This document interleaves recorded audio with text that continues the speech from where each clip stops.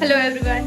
तर आज आम्ही बनवत आहे चाकवताची भाजी आणि ती बनवण्यासाठी आधी ती नीट करून घेतली मम्मीनं आणि आता ते चिरायचं आहे. तर आजची भाजी मम्मी बनवत आहे, तर बघूया कशी बनते. आता मला म्हणली की आपण बनवूयात म्हणून आणि स्वतः वरती जाऊन बसली आहे. बघू घेतो मी काय करते ते. काय करतेस?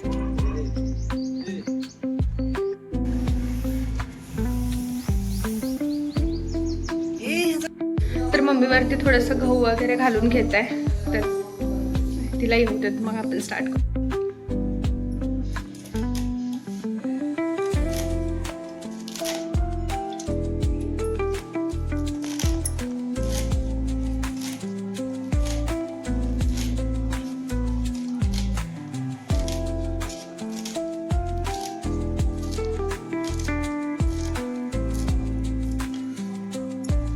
इथं मम्मी आता चिरून ठेवत आहे.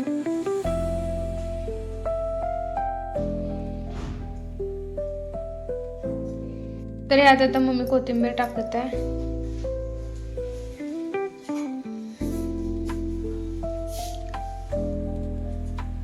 आणि हे पावटे आहेत, आता यामध्ये पावटे पण जाणार आहेत. जर पावटे नसतील तर तुरीची डाळ घातली तरी चालते.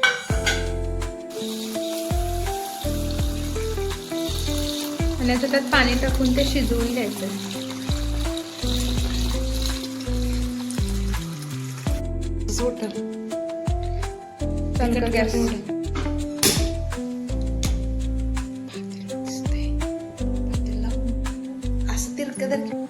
सोबतच त्यामध्ये जाणार आहेत शेंगदाणे.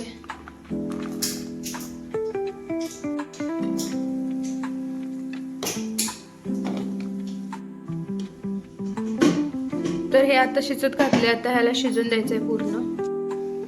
हे आम्ही पातेल्यात घातले, पण तुम्ही कुकरमध्ये सुद्धा टाकून शिजवून घेऊ शकताय. आणि ह्याला कंटिन्युअसली हलवावं लागतं, नाही तर हे परत उतू जाऊ शकते त्यामुळं. तर ह्याला आता हळूहळू उकळी फुटायला लागली आहे.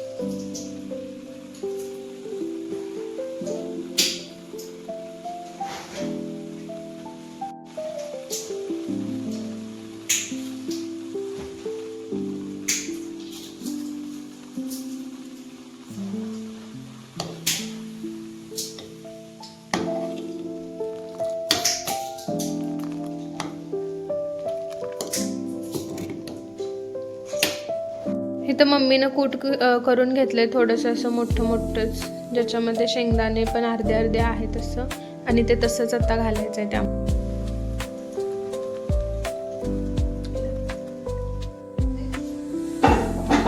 आणि याचा एवढा मस्त असा स्मेल येतोय, खूप छान वास येतो याचा भाजीचा.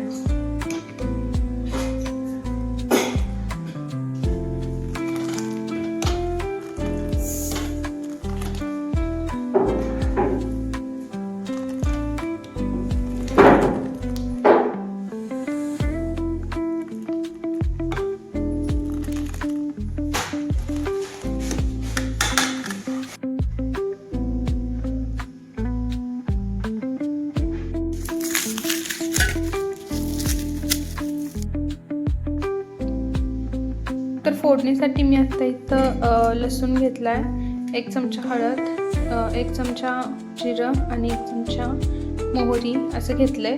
आणि बाकी यामध्ये तिखट पण लागतं, जे कांदा लसूण तिखट आमचं घरचं आहे ते. तर आपल्या आता ही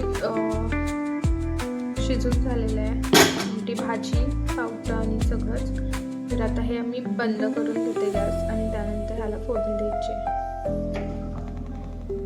तर इथं आहे आपलं शिजलेलं भाजीची आमटी, चाकवतची आमटी. आणि आता आपण ह्याला फोडणी देणार आहे. आता मग याच्यामध्ये जाणार आहे तेल, तरी थोडं पाणी. तर यामध्ये सगळ्यात आधी जात आहे मोहरी,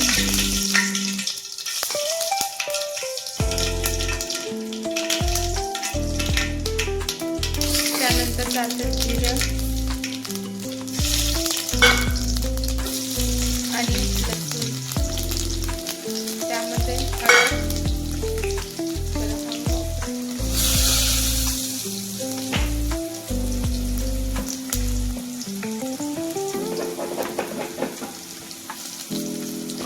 आणि इकडे आली आपली चटणी, तिखट. हे भाजून घ्यायचं आहे 2 मिनिट.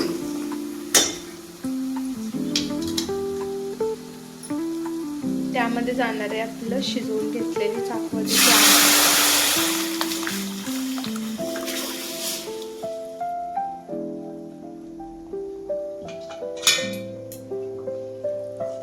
वाढवायची का पाच एवढीच अशीच असू दे घट्ट,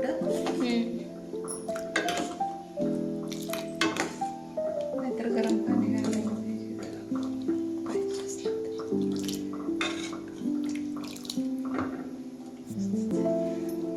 तर अशी आहे ही आपली चाकवतची भाजी.